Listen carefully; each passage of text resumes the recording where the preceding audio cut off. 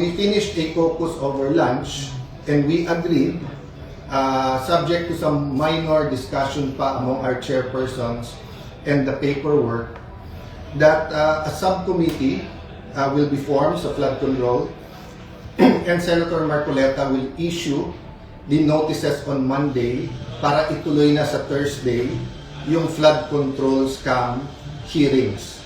It will be impartial and we want the whole truth and not only some truth or some true, some not true to come out. Kung makikita nyo, may conflict na kagad. Sabi ng ombudsman, meron mastermind. Sabi ni Senator Lacson, walang mastermind.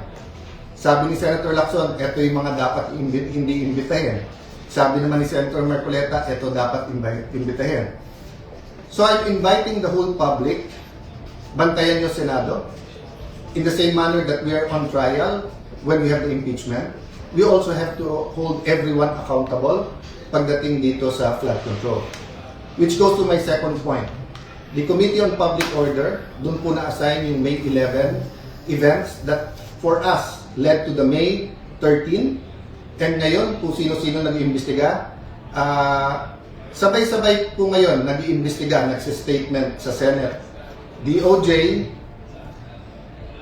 NBI, CIDG, may PNP, may CIDG, hiwalay pa sa spokesperson ng PNP, meron pang so Ombudsman, NBI, DOJ, PNP, CIDG, DILG.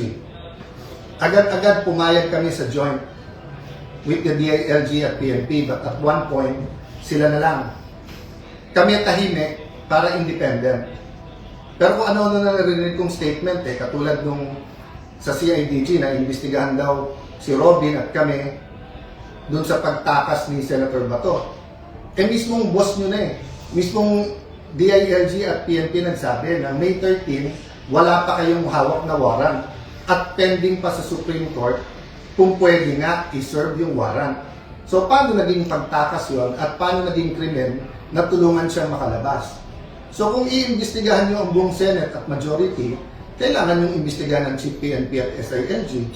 Kasi sila mismo nagsabi, wala namang warrant na isa-serve. So, you know, it's getting crazy. Paulit-ulit na lang kayo na magulo ang Senado. Hindi po ginugulo nyo. Let me backtrack ha. Nung natanggal po last year si Senator Cheese Escudero, lumabas yung anyone but cheese. Anyone but cheese.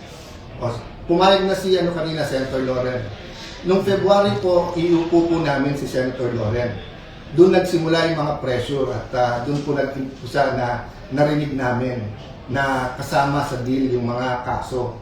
O, sinabi anyone but Loren. O, pag upo ko naman, anyone but Cayetano. To be fair, hindi ko narinig sa Malacanang yan. Narinig ko sa mga kasama natin sa 11.